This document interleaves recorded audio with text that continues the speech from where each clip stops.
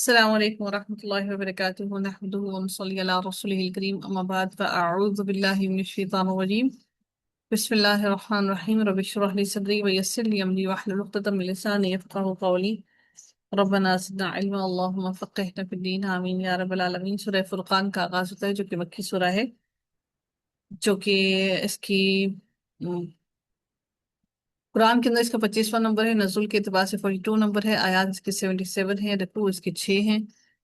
اس کی تفسیر کو دیکھتے ہیں اور سمجھنے کی کوشش کرتے ہیں کہ اللہ تعالیٰ نے کیا ارشاد فرمایا۔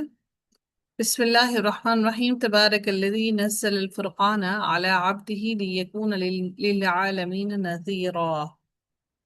اللہ تعالیٰ فرماتے ہیں کہ یہ بہت برکت والا ہے جس نے اپنے بندے پر فرقان اتارا۔ فرقان سے مراد کیا ہے کہ وہ قرآن مجید ہے جو حق اور سچ اور باطل کے درمیان میں، شرک اور توحید کے درمیان میں، ظلم اور عدل کے درمیان میں، حلال اور حرام کے درمیان میں، اور گمراہی اور ہدایت کے درمیان فرق کرنے والا۔ اللہ تعالیٰ نے اس قرآن کو اپنے بندے پر نازل کیا۔ اللہ رب العزت سورہ کہف میں فرماتے ہیں الحمدللہ الذی انزل علی عبدہ الکتاب ولم یجعل لہ عوجا قیما لینذر بأسا شدیدا من لدنہ ویبشر المؤمنین الذین یعملون الصالحات ان لهم اجرا حسنا ماکثین فیہ ابدا۔ سب تعریف اللہ تعالیٰ کے لیے ہے جس نے اپنے بندے پر کتاب نازل کی اور اس میں کوئی کجی نہیں رکھی، کوئی ٹیڑھ پن نہیں رکھا، کوئی بات ان ایکسپلین نہیں رکھی، بالکل سیدھی ہے تاکہ وہ اس کی جانب سے ایک سخت عذاب سے خبردار کر دے اور مومنوں کو خوشخبری دے دے جو لوگ نیک عمل کرتے ہیں کہ یقیناً ان کے لیے اچھا اجر ہے، وہ اس میں ہمیشہ ہمیشہ رہنے والے ہیں، تاکہ وہ تمام جہانوں کے لیے ڈرانے والا ہو۔ یعنی یہ قرآن جو ہے، قرآن مجید کو اللہ تعالیٰ نے فرقان بنا کر اس لیے نازل کیا کہ رسول اللہ صلی اللہ علیہ وسلم سارے جہان والوں کے لیے برے انجام سے ان سب کو خبردار کر دیں اور وہ کھلے ڈرانے والے ہیں۔ عالمین سے مراد کیا ہے کہ جن اور انسان، للعالمین تمام جنوں اور انسانوں کو ڈرا دے، تاکہ وہ تمام کے تمام جنوں کو بھی اور انسانوں کو بھی ڈرا دے۔ نبی اکرم صلی اللہ علیہ وآلہ وسلم نے فرمایا مجھے 5 چیزیں ایسی دی گئی ہیں جو مجھ سے پہلے کسی کو نہیں دی گئی تھیں۔ ایک مہینہ کی مسافت سے روب کے ذریعے میری مدد کی گئی ہے، اور تمام زمین میرے لیے سجدہ گاہ اور پاکی کے لائق بنائی گئی ہے۔ پس میری امت کا جو انسان نماز کے وقت کو جہاں بھی پالے اسے وہاں ہی نماز ادا کر لینی چاہیے، اور میرے لیے غنیمت کا مال حلال کیا گیا ہے، مجھ سے پہلے کسی کے لیے بھی حلال نہیں کیا گیا تھا، اور مجھے شفاعت عطا کی، اور تمام انبیاء اپنی قوم کے لیے مبعوث ہوئے تھے، لیکن میں تمام انسانوں کے لیے عام طور پر نبی بنا کر بھیجا گیا ہوں۔ یعنی مجھے تمام انسانوں کے لیے نبی بنا کر بھیجا گیا ہے، تمام بنی نوح کے لیے نبی بنا کر بھیجا گیا ہے۔ اللہ تعالیٰ فرماتے ہیں اللہ وہ ذات ہے الذی لہ ملک السماوات والارض، اللہ تعالیٰ جس نے قرآن کو نازل کیا وہ رب وہ ذات ہے جس کے لیے آسمانوں اور زمین کی بادشاہت ہے، یعنی جس نے محمد کو رسول بنا کر بھیجا ہے وہ آسمانوں اور زمین کا مالک ہے۔ کیا اللہ تعالیٰ فرماتے ہیں سورہ مائدہ میں، کیا آپ نہیں جانتے کہ یقیناً اللہ تعالیٰ ہی کے لیے آسمانوں اور زمین کی بادشاہت ہے، وہ جس کو چاہتا ہے عذاب دیتا ہے اور جس کو چاہتا ہے معاف کر دیتا ہے، اور اللہ تعالیٰ ہر چیز پر پوری طرح قدرت رکھنے والا ہے، اور تمام کی تمام چیزوں کو اللہ کی طرف ہی لوٹ کر جانا ہے۔ اللہ تعالیٰ فرماتے ہیں وہ ذات جس کے لیے آسمانوں اور زمین کی بادشاہت ہے، اور جس نے اولاد نہیں بنائی اور نہ کبھی بادشاہی میں کوئی اس کا شریک رہا ہے، وَلَمْ يَتَّخِذْ وَلَدًا وَلَمْ يَكُنْ لَهُ شَرِيكٌ فِي الْمُلْكِ، اور اس کی بادشاہت میں کوئی شریک نہیں ہوا۔ وَخَلَقَ كُلَّ شَيْءٍ فَقَدَّرَهُ تَقْدِيرًا، اور جس نے ہر چیز کو پیدا کیا پھر اس کا اندازہ مقرر کیا، اور پورے اندازے کے تحت اللہ تعالیٰ نے ہر چیز کو مقرر کر دیا۔ اللہ تعالیٰ نے ہر چیز کو ایک اندازے کے تحت پیدا کیا ہے، یعنی دن اور رات کا ایک اندازہ، وقت کا اندازہ، سورج کا اپنے مدار کے اندر اپنے ہی آربٹ میں وہاں پر رہنا، اور زمین کا سورج کے گرد گھومنا، یہ تمام کے تمام اپنے فاصلے پر برقرار ہیں، ہر چیز ایک اندازے کے مطابق چل رہی ہے۔ پوری کائنات کی تخلیق اللہ رب العزت نے ایک مناسب اندازے کے تحت کی۔ ہر چیز کی شکل و صورت کو اللہ تعالیٰ نے مناسب پیدا کیا، اور ہر چیز کو اللہ تعالیٰ نے ایک خاص اندازے کے ساتھ پیدا کیا۔ اللہ تعالیٰ فرماتے ہیں اگلی آیت میں وَاتَّخَذُوا مِن دُونِهِ آلِهَةً لَا يَخْلُقُونَ شَيْئًا وَهُمْ يُخْلَقُونَ وَلَا يَمْلِكُونَ لِأَنفُسِهِمْ ضَرًّا وَلَا نَفْعًا وَلَا يَمْلِكُونَ مَوْتًا وَلَا حَيَاةً وَلَا نُشُورًا۔ اور لوگوں نے اس کے سوا ایسے معبود بنائے ہیں جو کسی چیز کو پیدا نہیں کر سکتے، وہ اور وہ خود ہی پیدا کیے جاتے ہیں، اور نہ وہ اپنے کسی نقصان کا اختیار رکھتے ہیں اور نہ ہی نفع کا، اور جو نہ موت کا اختیار رکھتے ہیں اور نہ ہی زندگی کا اور نہ ہی اٹھائے جانے کا، وہ کسی بھی چیز کا اختیار نہیں رکھتے ہیں۔ اللہ تعالیٰ وہ واحد ذات ہے جو ہر چیز پر قادر ہے، اس کا اختیار ہر چیز پر ہے، اس کی طاقت ہر چیز پر ہے، اور مخلوق اللہ رب العزت کے سامنے، اپنے معبود کے سامنے عاجز ہے۔ اور اللہ تعالیٰ نے، خالق نے اپنی مخلوق کو عاجز پیدا کیا کہ وہ عجز کرے، انکساری کرے، اپنے آپ کو بے بس محسوس کرے۔ اللہ رب العزت فرماتے ہیں اور وہ لوگ جنہیں وہ اللہ تعالیٰ کے سوا پکارتے ہیں، وہ کسی چیز کو پیدا نہیں کر سکتے، اور وہ خود پیدا کیے جاتے ہیں، وہ مردہ ہیں، زندہ نہیں ہیں، اور وہ نہیں جانتے کہ وہ کب اٹھائے جائیں گے۔ وہ نہیں جانتے کہ وہ کب اٹھائے جائیں گے۔ سیدہ مغیرہ بن شعبہ رضی اللہ تعالیٰ عنہ کے لکھنے والے کاتب فرماتے ہیں کہ سیدہ معاویہ رضی اللہ تعالیٰ عنہ نے سیدہ مغیرہ رضی اللہ تعالیٰ عنہ کو لکھا کہ آپ نے رسول اللہ صلی اللہ علیہ وسلم سے جو کچھ سنا ہو مجھے لکھ کر بھیجو۔ تو سیدہ مغیرہ رضی اللہ تعالیٰ عنہ نے انہیں لکھا کہ جب آپ صلی اللہ علیہ وسلم نماز سے فارغ ہوتے تو میں نے رسول اللہ صلی اللہ علیہ وسلم کو یہ فرماتے ہوئے سنا، لا الہ الا اللہ وحدہ لا شریک لہ لہ الملک ولہ الحمد وهو على كل شيء قدير اللهم لا مانع لما أعطيت ولا معطي لما منعت ولا ينفع ذا الجد منك الجد۔ اللہ تعالیٰ کے سوا کوئی معبود نہیں، وہ اکیلا ہے، اس کا کوئی شریک نہیں، اسی کی بادشاہت اور اسی کی تعریفیں ہیں، اور وہ ہر چیز پر قادر ہے۔ اے اللہ، جسے تو عطا کرے اسے کوئی روکنے والا نہیں، اور جسے تو روک لے اسے کوئی دینے والا نہیں، اور کوئی کوشش تیری کوشش کے مقابلے میں نفع دینے والی نہیں ہے۔ اللہ رب العزت اگلی آیت میں مزید ارشاد فرماتے ہیں وقال الذين كفروا إن هذا إلا إفك افتراه وأعانه عليه قوم آخرون فقد جاءوا ظلما وزورا۔ اور جن لوگوں نے کفر کیا انہوں نے کہا ہے کہ یہ ایک من گھڑت چیز کے سوا کچھ نہیں جسے اس نے گھڑ لیا ہے، اور اس پر دوسرے لوگوں نے اس کی مدد کی ہے، سو یقیناً وہ ظلم اور سخت جھوٹ پر اتر آئے ہیں۔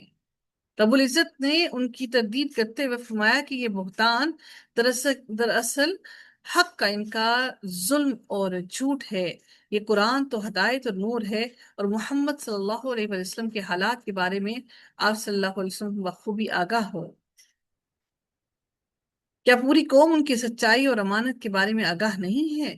کیا وہ نہیں جانتے کہ محمد صلی اللہ علیہ وسلم قرآن کی تصنیف میں مدد حاصل کرنے کے لیے کسی کے پاس نہیں گئے؟ کسی نے ان کی مدد نہیں کی کہ وہ ان کو قرآن لکھوا دے یا ان کو سکھا دے یا پڑھا دے۔ اللہ تعالیٰ فرماتے ہیں وَقَالُوا وَأَسَاطِيرُ الْأَوَّلِينَ اكْتَتَبَاهَا فَهِيَ تُمْلَى عَلَيْهِ بُكْرَةً وَأَصِيلًا۔ اور انہوں نے کہا کہ یہ پہلے لوگوں کی کہانیاں ہیں جنہیں اس نے لکھوا رکھا ہے، بس وہی اس کو صبح و شام پڑھ کر سنائی جاتی ہیں۔ یعنی قرآن کے بارے میں وہ کیا کہتے تھے کہ یہ صرف کہانیاں ہیں، یعنی کہ سلسلہ ہے تحریروں کا، یہ سٹوریز ہیں جو یہ لوگوں کو پڑھ پڑھ کر سناتے ہیں۔ اللہ تعالیٰ ان کے بارے میں ان کی اس بات کا جواب دیتے ہوئے کہ فرماتے ہیں کہ نبی ان سے کہہ دیجئے قُلْ أَنزَلَهُ الَّذِي يَعْلَمُ السِّرَّ فِي السَّمَاوَاتِ وَالْأَرْضِ، آپ کہہ دیں کہ اس کو نازل کیا ہے اس نے جو آسمانوں اور زمین کے راز جانتا ہے، یقیناً وہ بخشنے والا نہایت رحم کرنے والا ہے۔ إِنَّهُ كَانَ غَفُورًا رَحِيمًا، یقیناً وہ بخشنے والا اور نہایت رحم کرنے والا ہے۔ وقالوا ما هذا الرسول يأكل الطعام ويمشي في الأسواق، اور انہوں نے کہا کہ ایک ایسا رسول ہے جو کھانا کھاتا ہے اور بازاروں میں چلتا ہے، اس کی طرف کوئی فرشتہ کیوں نہیں اتارا گیا کہ وہ بھی اس کے ساتھ ڈرانے والا ہوتا؟ یعنی جس طرح سے ہم اپنے وہ رکھ لیتے ہیں نا، گارڈز رکھ لیتے ہیں، تو یعنی ہم نبی کو اتنے تکلیفیں ایذائیں پہنچاتے ہیں، سب کچھ کرتے ہیں، تو کوئی فرشتہ اس کے ساتھ کیوں نہیں آیا کہ ہمیں فوراً ہی فرشتے کی وجہ سے ہمیں ڈراتا اور دھمکاتا اور ہمیں عذاب دیتا کہ ہم فوراً ہی سے ڈر جاتے؟ یعنی انسان اپنے لیے خود یہ چاہتا تھا کہ ہم اس کو دیکھ کر ڈریں، یعنی پیار اور محبت سے نہیں سمجھنا۔ اللہ تعالیٰ فرماتے ہیں او یلقا الیہ کنز او تکون له جنت یأکل منها وقال الظالمون ان تتبعون الا رجلا مسحورا، یا اس کے پاس کوئی خزانہ ہی ڈال دیا جاتا، یا اس کے پاس کوئی باغ ہوتا جس سے وہ کھاتا، اور ظالموں نے کہا کہ تم تو ایک سحر زدہ آدمی کے پیچھے چلتے ہو، یعنی نہ مال میں زیادہ، نہ دولت میں زیادہ، نہ ہی کوئی ایسی چیز ہے ان کے پاس زیادہ کہ جس کو دیکھ کر ہم ان کی اطاعت کرنے لگ جائیں اور ہم ان کے اوپر چلنے لگ جائیں، ان کی بات کو سننے لگ جائیں، بلکہ یہ تو خود سحر زدہ آدمی ہے جس کے پیچھے تم سارے کے سارے اس کی پیروی کر رہے ہو۔ اللہ تعالیٰ فرماتے ہیں انظر کیف ضربوا لك الامثال فضلوا فلا يستطيعون سبیلا، اے نبی آپ دیکھیں کہ آپ کے لیے وہ کیسی کیسی مثالیں بیان کرتے ہیں، سو وہ بہک گئے ہیں، وہ راستہ نہیں پا سکتے۔ یعنی مشرکین کے اعتراض پر رسول اللہ صلی اللہ علیہ وآلہ وسلم کو تسلی دی گئی کہ آپ پر باتیں بنانے والوں کا حال دیکھیں کہ یہ خود بھی ایک بات پر نہیں ٹھہرتے، کبھی جادوگر کہتے ہیں، کبھی شاعر کہتے ہیں، کبھی مجنون کہتے ہیں، کبھی صابی کہتے ہیں، اور بے عقلی کی باتیں تو یہ خود کہہ رہے ہیں، کر رہے ہیں۔ اگر یہ بات اپنی بات پر درست ہوتے تو کسی ایک بات پر قائم تو رہتے، لیکن یہ ہر روز ہر لمحہ اپنی باتوں کو بدل لیتے ہیں، تو در حقیقت یہی وہ لوگ ہیں جو سیدھے رستے پر نہیں۔ پھر رب کائنات نے فرمایا تبارک الذی ان شاء جعل لك خيرا من ذلك جنات تجري من تحتها الانہار ويجعل لك قصورا، بہت برکت والا ہے جو اگر چاہے تو آپ کو اس سے بہتر ایسے باغات عطا کر دے جس کے نیچے نہریں بہتی ہوں اور آپ کے لیے محلات بنا دے۔ یعنی یہ لوگ باغوں کی بات کرتے تھے کہ نبی کو اللہ نے کوئی باغ کیوں نہ دیا کہ جس میں سے یہ خوب کھاتے پیتے اور مالدار ہو جاتے، یعنی باغوں والے مالدار ہوتے ہیں۔ یعنی آپ اگر پودا لگاتے ہیں، آپ سوچیے کہ پودے کے لگانے کی اتنی اہمیت ہے۔ ایک سب سے امپورٹنٹ بات کیا کہ باغ سے انسان خود بھی کھاتا ہے، اور باغ کی وجہ سے پرندے بھی، اللہ کی مخلوقات بھی کھاتی ہیں، تو یقیناً اس باغ کے سائے میں جو پرندے آ کر بیٹھتے ہیں وہ بھی یقیناً اجر و ثواب کا باعث ہے، دنیا بھی اس کی سبری ہوئی اور آخرت بھی اس کی سبر گئی۔ تو اللہ تعالیٰ فرماتے ہیں اس آیت کے اندر کہ بہت برکت والا ہے جو اگر چاہے تو آپ کو اس سے بہتر ایسے باغات عطا کر دے جن کے نیچے نہریں بہتی ہیں، اور آپ کے لیے محلات بنا دے، پختہ محل بنا دے، تو ایسے باغ دے جس کے نیچے نہریں بہتی ہیں، یعنی اس کو پانی کا بھی مسئلہ نہ ہو، کیونکہ عرب کے اندر پانی کا بہت مسئلہ تھا، یعنی باغ کے اندر ہی پانی موجود ہو۔ اللہ تعالیٰ یہ سب کچھ دینے پر قادر ہے۔ بل کذبوا بالساعة وأعتدنا لمن كذب بالساعة سعيرا، بلکہ انہوں نے قیامت کو جھٹلا دیا ہے، اور جو قیامت کو جھٹلائے اس کے لیے ہم نے بھڑکتی ہوئی آگ تیار کر رکھی ہے۔ یعنی جو رب العزت نے فرما دیا کہ ایسی آگ تیار کر رکھی جس کے شعلے بہت زیادہ بھڑک رہے ہوں گے، جو اتنی المناک اور خوفناک ہوگی کہ جو بیان سے باہر ہے، جس کو ہم الفاظ میں بیان نہیں کر سکتے، بھڑکتی ہوئی آگ تیار کر رکھی ہے۔ اذا رأتهم من مكان بعيد سمعوا لها تغيظا وزفيرا، اور جب انہیں دور سے دیکھے گی تو وہ اس کا بپھرنا اور گدھے کی سی آواز سن لیں گے۔ یعنی وہ جہنم جو ہے جب ان گناہگاروں کو دیکھے گی تو دور سے ہی چلانے لگے گی۔ اللہ تعالیٰ کے لیے کسی چیز کے اندر دیکھنے اور بولنے جیسے صلاحیتیں پیدا کر دینا مشکل نہیں ہے۔ وہ یہ نہ سوچے کہ جہنم کیسے بولے گی، کیسے آوازیں نکالے گی، تو وہ دور سے ہی اپنے مجرموں کو دیکھے گی تو وہ चिल्लाएगी कि अपने अपने अंदर उनको पाने के लिए। जब वो उसमें डाले जाएंगे, वो उसके लिए गधे के जोर से चीखने की सी आवाजें सुनेंगे, और वो जोश मार रही होगी, करीब होगी कि वो गुस्से से फट जाए। जब कभी कोई ग्रोह उसमें डाला जाएगा, तो उसके निगरान उससे पूछेंगे, क्या तुम्हारे पास कोई डराने वाला नहीं आया? जहन्नुम के गजब और जोश इंतकाम में खोलने और धारने की वजह से सरकश इंसान भी सरकशी छोड़ने की सोचने लगता है, और कलाम अल्लाह पर गौर करने के लिए तैयार हो जाता है। जहन्नुम पर यकीन रखने वाले अफराद के अंदर एक ऐसा यकीन उतरता है जो रगों में दौड़ने वाले खून को भी जमा देता है, उसको जमाने की कोशिश करता है। यूं खौफ की ये लहर अल्लाह ताला के आगे झुका देती है।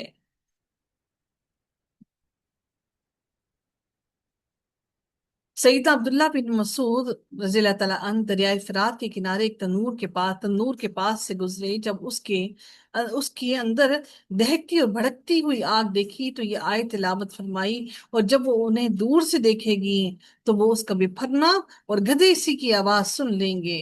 ये सुनकर रबी बिन कीशम रज़ी अल्लाह तआला अन्हु बेहोश होकर गिर पड़े। लोग उन्हें चारपाई पर डालकर घर लाए। सैयदना अब्दुल्ला बिन मसूद रज़ियल्लाहु ताला अन्हु उनके पास सुबह से लेकर जोहर तक बैठकर होश में लाने की कोशिश करते रहे, लेकिन सैयदना रबी रहमतुल्लाह अलैहि को होश ना आया। यानी इस आयत पर वो इतने खौफजदा हो गए कि वो बेहोश हो गए। सईदा मालिक बिन दीनार रहमतुल्लाह अलैहि फरमाते हैं कि अगर मेरे बस में होता कि मैं नींद ना करूं, तो मैं कभी ना सोता, इस डर से कि कहीं मुझ पर अल्लाह ताला का अजाब नाजिल ना हो जाए। और अगर मेरे पास मददगार होते, तो मैं इन्हें सारी दुनिया में मुनादी करने के लिए भेज देता, जो कहते, लोगों आग से खबरदार हो जाओ, लोगों आग से खबरदार हो जाओ। सईदा अबू मैसरा रहमतुल्लाह अलैहि जब अपने बिस्तर पर जाते तो कहते, ऐ काश मेरी माँ मुझे ना जनती, मुझे ना पैदा करती, और रोने लगते। उनसे कहा गया, ऐ अबू मैसरा, क्यों रोते हो? सईदा अबू मैसरा रहमतुल्लाह अलैहि फरमाते, हमें ये तो मालूम है कि हमने पुल सिरात के ऊपर से गुजरना है, लेकिन ये इल्म नहीं कि निजात होगी या नहीं होगी। हम उससे फलाह पा जाएंगे या जहन्नुम में गिर जाएंगे, हम ये नहीं जानते। सईदना हसन बसरी रहमतुल्लाह अलैहि को रोते देखकर पूछा गया, आप क्यों रो रहे हैं? उन्होंने जवाब दिया, मुझे डर है कि कहीं अल्लाह ताला क़यामत के रोज मुझे आग में न फेंक दे, और अल्लाह ताला को तो किसी की भी परवाह नहीं। नबी करीम सल्लल्लाहु अलैहि वसल्लम फरमाते थे, अल्लाहुम्मा इन्नी अऊज़ु बिका मिन अज़ाबिल क़ब्र व अऊज़ु बिका मिन अज़ाबिन नार व अऊज़ु बिका मिन फितनतिल महया वल ममात व अऊज़ु बिका मिन फितनतिल मसीहिद दज्जाल। या अल्लाह, मैं पनाह मांगता हूँ तेरी कब्र के अजाब से, और मैं पनाह मांगता हूँ तेरे जहन्नुम के अजाब से, और मैं पनाह मांगता हूँ तेरी जिंदगी और मौत के फसाद से, और मैं पनाह मांगता हूँ तेरे मसीह दजाल के फसाद से। सईदा अफसा रज़ी अल्लाह तआला अन्हा से रवायत है कि आप सल्लल्लाहु अलैहि वसल्लम जब सोने का इरादा फरमाते, तो आप अपना दायां हाथ अपने रुखसार मुबारक के नीचे रख लेते और इरशाद फरमाते, अल्लाहुम्मा किनी अज़ाबक यौम तबअसु इबादक। ए अल्लाह, मुझे अपने अजाब से बचा लें जिस रोज के आप अपने बंदों को उठाएंगे, यानी क़यामत के दिन के अजाब से बचा लें। وإذا ألقوا منها مكانا ضيقا مقرنين دعوا هنالك ثبورا। और जब वो उसमें किसी तंग तंग जगह पर आपस में जकड़े हुए डाल दिए जाएंगे, तो वहां वो किसी हलाकत को पुकारेंगे। काफरों को आजादी से आग तक पहुंचने के बाद बचने का मौका नहीं दिया जाएगा, बल्कि एक तंग मकाम में उन्हें जंजीरों में जकड़ कर फेंक दिया जाएगा। तो वो किसी हलाकत को पुकारेंगे। उस वक्त वो अपने लिए मौत रुसवाई को पुकारेंगे। उन्हें मालूम हो जाएगा कि वो जालिम और हसद से भरने वाले हैं, वो हद से भरने वाले हैं, और खालिक कायनात ने उन्हें उनके अमाल की वजह से इस जगह भेजकर इंसाफ किया है। मगर ये दुआ आज उनके किसी काम ना आएगी। आज उन्हें अल्लाह के अजाब से कुछ भी ना बचा सकेगा। ला तदउ यौम सुबूरा वाहिदा वदउ सुबूरन कसीरा। आज एक हलाकत को ना पुकारो, बल्कि बहुत सी हलाकतों को पुकारो। यानी بہت سی ہلاکتوں سے مراد یہ ہے کہ عذاب موت کی طرح ہے، یعنی آج تم اپنی موت کے منتظر ہو، اور اپنی ایک موت کو نہیں بلکہ بہت سی موتوں کو پکارو کہ تمہیں موت آ جائے اور تم اس ہلاکت سے بچ جاؤ، لیکن ایسا ہرگز نہیں ہے۔ کوئی بھی ہلاکت سے، موت سے نہیں بچ نہیں پائے گا، کوئی بھی جہنم کی آگ کے اندر موت کو نہ پا سکے گا۔ اس لیے اللہ نے کہا کہ آج ایک موت کو نہیں، ایک ہلاکت کو نہیں بلکہ کئی ہلاکتوں کو پکارو۔ اللہ تعالیٰ فرماتے ہیں قل اذالک اذالک خیر ام جنت الخلد التي وعد المتقون، آپ کہہ دیں کیا یہ بہتر ہے یا ہمیشہ کی جنت جس کا وعدہ متقیوں سے کیا گیا ہے، جو ان کا بدلہ اور لوٹ جانے کی جگہ ہوگی۔ كانت لهم جزاء ومصيرا لهم فيها ما يشاءون خالدين كان على ربك وعدا مسئولا، آپ کہہ دیں کیا یہ بہتر ہے یا ہمیشہ کی جنت جس کا وعدہ متقیوں سے کیا گیا ہے، جو ان کا بدلہ اور لوٹ جانے کی جگہ ہوگی؟ کہ جہنم بہتر ہے یا وہ جنت بہتر ہے جو اہل تقوی کو عطا کی جائے گی، جو ان کا ہمیشہ ہمیشہ کے لیے ٹھکانہ ہوگا۔ لهم فيها ما يشاءون خالدين كان على ربك وعدا مسئولا، اس میں ان کے لیے وہ سب کچھ ہوگا جو وہ چاہیں گے، ہمیشہ رہنے والے ہیں۔ آپ کے رب کے ذمہ ایک ایسا وعدہ ہے جس کا مطالبہ کیا جا سکتا ہے۔ جنت کا وعدہ ایسا ہے جو اللہ تعالیٰ نے فرض کی طرح اپنے ذمے واجب کر لیا ہے۔ یہ ایسا وعدہ ہے جو اہل ایمان مطالبہ، جس کے لیے اہل ایمان مطالبہ کر سکتے ہیں، یعنی اگر عمل لے کر گئے ہو تو اللہ سے اس کا مطالبہ کر سکتے ہو۔ اللہ تعالیٰ اپنے وعدوں کی کبھی خلاف ورزی نہیں کرتا، اس لیے وعدہ ضرور پورا ہوگا۔ یہ اہل ایمان پر خصوصی کرم ہے کہ اللہ تعالیٰ نے جنت کی ادائیگی کو اپنے ذمے واجب کر لیا۔ وَيَوْمَ يَحْشُرُهُمْ وَمَا يَعْبُدُونَ مِن دُونِ اللَّهِ فَيَقُولُ أَأَنْتُمْ أَضْلَلْتُمْ عِبَادِي هَؤُلَاءِ أَمْ هُمْ ضَلُّوا السَّبِيلَ، اور جس دن وہ انہیں جمع کرے گا، اور انہیں بھی جن کی وہ اللہ تعالیٰ کے سوا عبادت کیا کرتے ہیں پھر وہ کہے گا کیا تم نے میرے ان بندوں کو گمراہ کیا یا وہ خود ہی راستے سے بھٹک گئے؟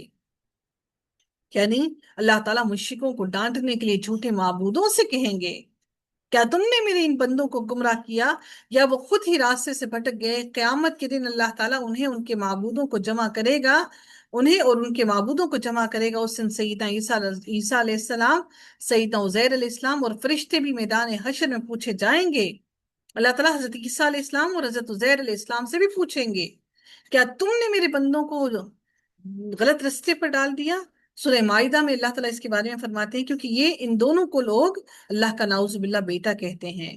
اللہ تعالیٰ فرماتے ہیں اور جب اللہ تعالیٰ فرمائے گا کہ اے عیسیٰ ابن مریم، کیا تم نے لوگوں سے کہا تھا کہ مجھے اور میری ماں کو اللہ تعالیٰ کے علاوہ معبود بناؤ؟ وہ کہے گا آپ پاک ہیں، میرا یہ کام نہ تھا کہ میں وہ بات کہتا جس کا مجھے کوئی حق نہ تھا۔ اگر میں نے وہ کہا ہوتا تو یقیناً آپ کے علم میں ہوتا۔ آپ جانتے ہیں جو میرے نفس میں ہے اور میں وہ نہیں جانتا جو آپ کے نفس میں ہے، بلا شبہ آپ کی پوشیدہ باتوں کو خوب جاننے والے ہیں۔ اللہ تعالیٰ بتوں کو بھی عقل اور شعور اور گویائی عطا فرمائے گا، وہ بھی بات کریں گے۔ یہ گواہی انسان کے خلاف دی جائے گی۔ یہ سوال جرم کی تشہیر کے لیے اور رسوائی کے لیے کیا جائے گا کہ سب لوگ یہ جرم جان جائیں کہ انہوں نے کیا جرم کیا۔ یہ سوال جرم کو ثابت کرنے کے لیے یہ کیا جائے گا آج جبکہ مہلت اللہ نے دی کہ ہم عمل کر سکیں، اور آج کے دن اگر ہم عمل نہیں کر رہے اور شرک میں مبتلا ہیں تو روز قیامت اللہ تعالیٰ انسان کو حشر کے میدان کے اندر رسوا کر دیں گے۔ اللہ رب العزت فرماتے ہیں قالوا سبحانك ما كان ينبغي لنا ان نتخذ من دونك من اولیاء ولكن متعتهم وآباءهم حتى نسوا الذکر وَكَانُوا قَوْمًا بُورًا، وہ کہیں گے پاک ہے آپ کی ذات، ہمارے لیے یہ مناسب ہی نہ تھا کہ ہم آپ کے سوا دوسروں کو سرپرست بنائیں، لیکن آپ نے ان کو اور ان کے باپ دادا کو دنیا کا سامان دیا، یعنی دنیا کا مال و دولت عطا کیا، یہاں تک کہ وہ تیری یاد کو بھول گئے۔ اور وہ لوگ تباہ و برباد ہونے والے تھے۔ یعنی مال اور دولت پا کر سب سے پہلا کام انسان کیا کرتا ہے؟ اللہ کی ذات کو ہی بھول جاتا ہے جس نے ان کو وہ سب کچھ عطا کیا۔ حالانکہ اللہ کے مزید قریب آنا چاہیے۔ بورا سے مراد وہ لوگ ہیں جن کے دل خشک ہو چکے ہوں اور جن کی زندگی میں خلا پیدا ہو گیا ہو۔ بائرین ان لوگوں کو کہا جاتا ہے جن میں کوئی بھلائی نہ باقی رہے، جو بالکل خالی ہو گئے ہوں، جو بالکل ہلاکت کی طرف چلے گئے ہوں، جن کے لیے اب اتباع کرنے کا کوئی چانس باقی نہ رہا ہو۔ اللہ تعالیٰ فرماتے ہیں فَقَدْ كَذَّبُوكُمْ بِمَا تَقُولُونَ فَمَا تَسْتَطِيعُونَ صَرْفًا وَلَا نَصْرًا۔ سو جو تم کہتے تھے انہوں نے یقیناً تمہیں جھٹلا دیا ہے، بس اب تم نہ ہی عذاب ہٹانے کی استطاعت رکھتے ہو اور نہ ہی اپنی مدد کر سکتے ہو، اور تم میں جو بھی ظلم کرے گا اسے ہم بہت بڑا عذاب چکھائیں گے۔ ظلم کرنے سے مراد کیا ہے؟ جو اللہ تعالیٰ کے احکامات کو نہیں مانے گا، جو اپنے نفس کے حوالے خود کو کر دے گا، تو یقیناً اس نے ظلم کیا۔ اللہ رب العزت اگلی آیت میں مزید ارشاد فرماتے ہیں کہ وَمَا أَرْسَلْنَا قَبْلَكَ مِنَ الْمُرْسَلِينَ إِلَّا إِنَّهُمْ لَيَأْكُلُونَ الطَّعَامَ وَيَمْشُونَ فِي الْأَسْوَاقِ۔ اور ہم نے آپ سے پہلے کوئی رسول نہیں بھیجے مگر وہ سب کھانا کھاتے تھے۔ یہ کوئی نئی بات نہیں ہے، وہ سب نہ صرف کھانا کھاتے تھے بلکہ بازاروں میں چلتے بھی تھے، اور ہم نے تمہیں ایک دوسرے کی آزمائش کا ذریعہ بنایا ہے۔ کیا تم صبر کرتے ہو؟ اور اپنے آپ کا رب ہمیشہ سے ہی سب کچھ دیکھنے والا ہے۔ نبی کریم صلی اللہ علیہ وسلم کو نبی اور بادشاہ بننے میں اور نبی اور بندہ بننے میں اختیار دیا گیا، تو آپ صلی اللہ علیہ وآلہ وسلم نے بندہ اور نبی بننا پسند فرمایا۔ یعنی نبی کریم صلی اللہ علیہ وآلہ وسلم نے بادشاہ بننا پسند نہیں کیا، اپنے لیے اللہ کا بندہ اور نبی بننا پسند فرمایا۔ اللہ تعالیٰ سورہ الانعام میں فرماتے ہیں اللہ اعلم حیث یجعل رسالتہ۔ اللہ تعالیٰ زیادہ جاننے والا ہے جہاں وہ اپنی رسالت رکھتا ہے۔ اللہ تعالیٰ تمہارے اعمال کے بارے میں جانتا ہے، اچھے اعمال ہوں گے تو بہترین بدلہ دے گا، اور اگر وہ برے اعمال کرے گا تو یقیناً اللہ تعالیٰ اس کو جہنم کی عذاب میں اور جہنم کی آگ میں ڈال دے گا۔ اللہ تعالیٰ سے دعا ہے کہ رب کائنات ہم سب پر اپنا رحم فرمائے اور ہم سب کو راہ راست عطا فرمائے، عمل کرنے کی توفیق عطا فرمائے، ہم سب سے راضی ہو جائے، آمین یا رب العالمین۔ آخر دعوانا الحمدللہ رب العالمین، صلی اللہ تعالی علی خیرہ خلق اجمعین برحمتک یا ارحم الراحمین۔ سبحانک اللہم و بحمدک، نشہد ان لا الہ الا انت، نستغفرک و نتوب الیک۔ السلام علیکم و رحمۃ اللہ وبرکاتہ۔